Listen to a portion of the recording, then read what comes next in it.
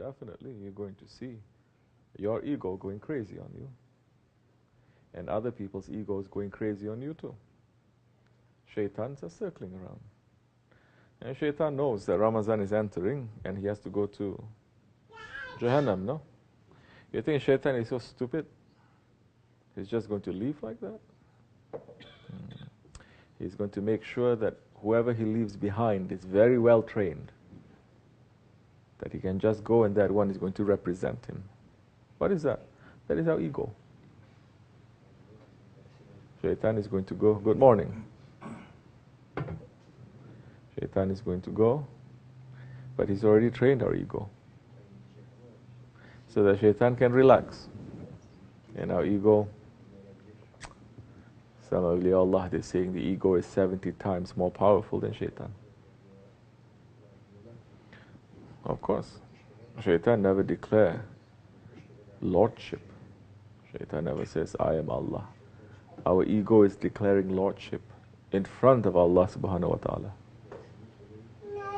So in these days, holy days, the more that you are coming to holiness, the more the negative things, wrong things are going to circle around you to try to pull you away. At least to try to make you to go crazy. Are you going to? Here's a test. Shaitan just wants you to make you go crazy. Other people's ego, they want you to go crazy. And maybe you have every reason to go crazy. To get upset, to get this, to get that. You understand? But Ramadan is teaching us to step outside from ourselves, isn't it? And to look. So step outside and look to see, oh, this one's ego is trying to bait me. It's trying to make me to go crazy. I'm not going to do that. Don't make Shaitan to make you go crazy. You make Shaitan go crazy. But person has to be strong because you're feeling the pain and you're watching where the pain is coming from. You're thinking and feeling at the same time. Oh, thinking and feeling at the same time? Subhanallah. Are we supposed to think and feel at the same time? Who doesn't think? Animals don't think. So many, majority of the people, they don't go through life thinking. Majority of Muslims, they're not going through Ramadan thinking. Whole Ramadan they're going to spend thinking only, eating and drinking and other things. Once I'm going to break my fast, I'm going to eat this, I'm going to eat this, I'm going to eat this. The next day, they're fasting, already planning. We're going to eat this, we're going to eat this. The iftar enters, they already prepare a banquet.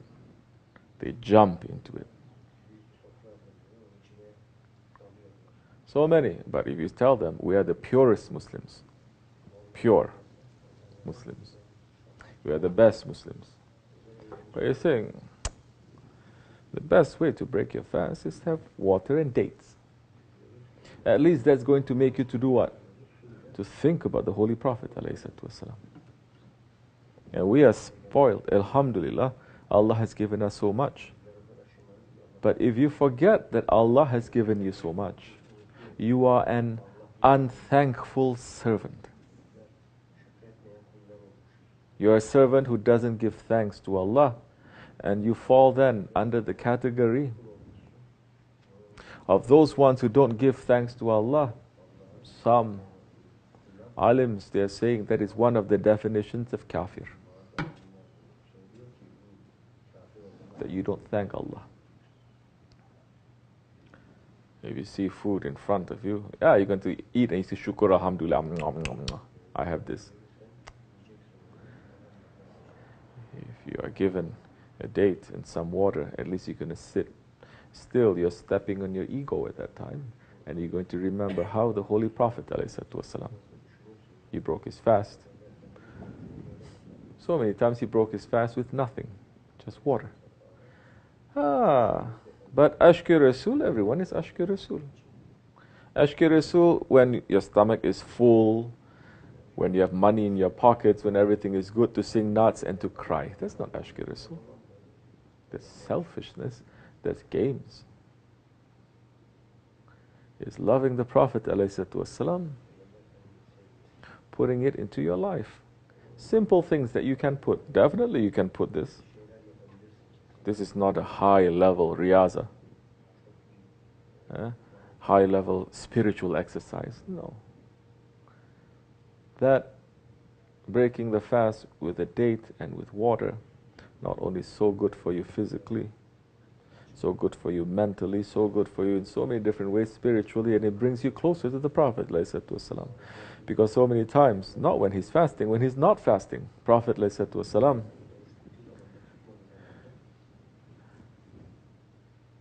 doesn't eat for days, and all he could find is one date. Then you start thinking. You're eating and you're thinking. Because again, we are not animals. You eat and you don't think. You pray and you don't think. You fast and you don't think. You make zikr and you don't think. So the thinking, that is key. Taffakur, that is key. Fikr, that is key. That what makes tafakkur, meditation, thinking, higher than nafila ibadat. Nafila ibadat, anyone can do it as a routine, like a robot too. But you cannot think like a robot. If you sit down and you consider, whole day I've been fasting, I'm given this, I'm stepping in my ego, I'm thinking about Holy Prophet, subhanallah, how he went through. He went through all of that for us. He didn't go through it for himself. He is the master of these two worlds and all the worlds. But he's teaching us. And he does it for our sake and our love. So, we should think. And in these holy days and nights in Ramadan, spend time more in thinking. Yes, the khutbah is saying what? Ramadan, all your past sins will be forgiven. Spending your days fasting, nights worshipping, thinking. But majority, they're not thinking. If you want to think, come to the Jama'at of Sahib-ul Sayf. Because the opposite of thinking is what? Good. Ghaflet. And that is something Shaykh Effendi is concentrating on all his life, isn't it? You may have faith. You may have worship. You may do a lot of service. Very good. But you are ghaflet. You are heedless. At a time when you should not be heedless, the enemy comes and knocks you down. Finish. The believer looks at the nur of Allah. You must know. You're a believer, you must know. You must feel. You must sense. You cannot be in ghaflat. You cannot be cheated. Cheated is someone tricking you. Someone tricks you because you are in ghaflat. How you can let your ego to trick you? If you're saying you are ahli tariqat or you're following a shaykh. How you can let shaitan to trick you? How you can let other people's egos and shaitans to trick you? You cannot. You must look everything with open eyes. But if a man is not spending his time thinking, he will be in ghaflat. Because you're not practicing this. You're not practicing this. So when the time comes for you to use it, it's out of practice. You cannot use it then. That's why those ones who are intelligent, they come to our Dergahi. They don't say nothing. They sit and they observe everything. And they think and they say, Subhanallah, there is something here, so much here. The teachings of the prophets and the saints is this in almost every movement. How this Dergahi is functioning. So they sit and they think, why are they pouring water that way? Why are they serving like this? Why are they praying like this? Why are they talking like this? Why are they this? Why? They ask questions to themselves. They don't ask questions to others.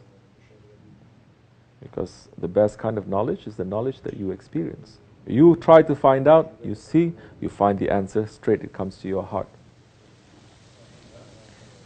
There's so much. But for those who are heedless, those who are blind, those who are thick in the head, they're going to come and they say, what is this? What are we doing?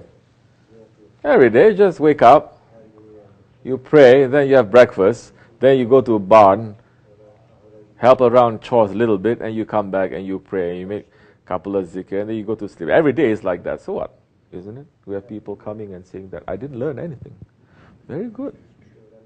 Because it used to be, people used to bring their cups, empty or full, according to that, we can fill it in. But these days, they don't even have cups. They come completely empty-handed, empty head, empty heart. Of course, they're not going to see nothing.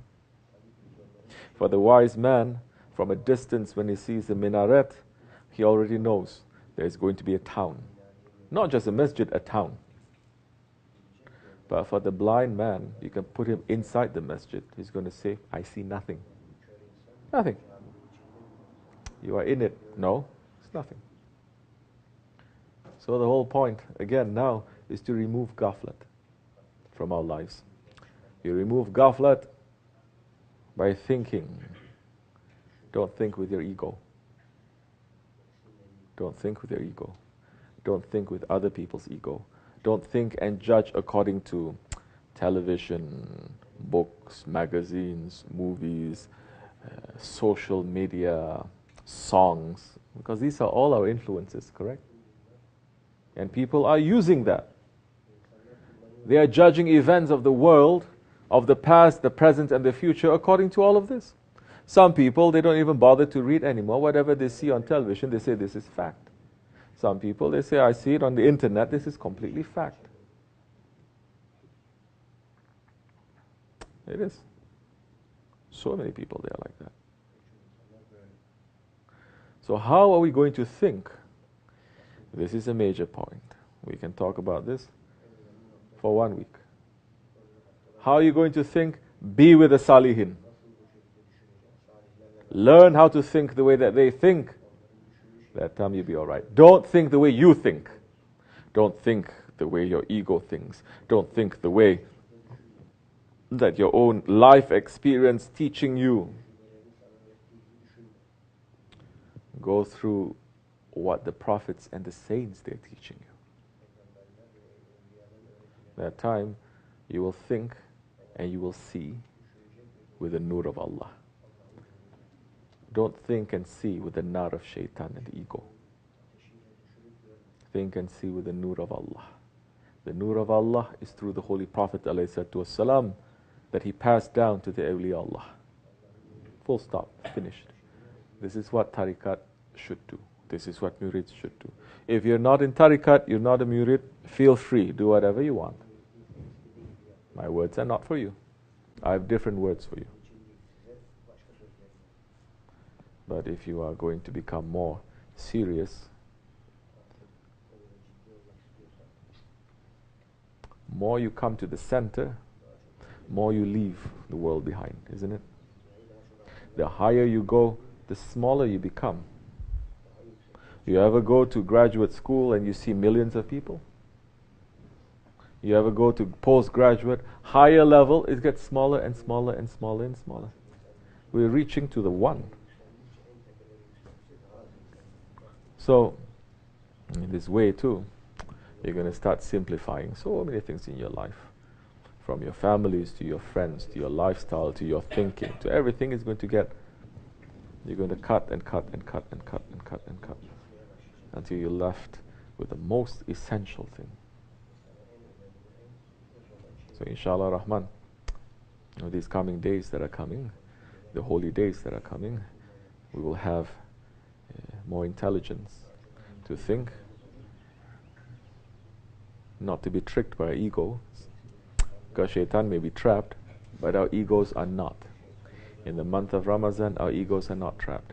Our ego has a severe beating, of course, because we are not feeding it with food and drink, gossiping and looking around, but it's still there.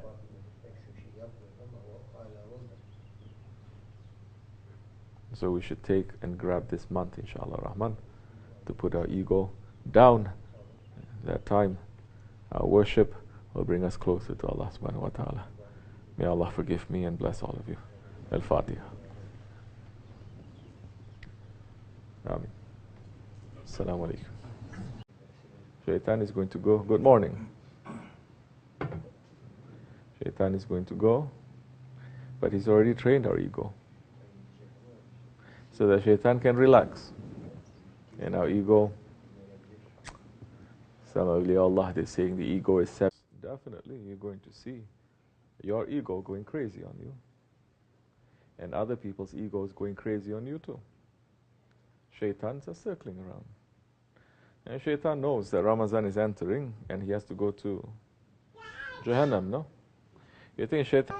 So in these days, holy days, the more that you are coming to holiness, the more the negative things, wrong things are going to circle around you to try to pull you away.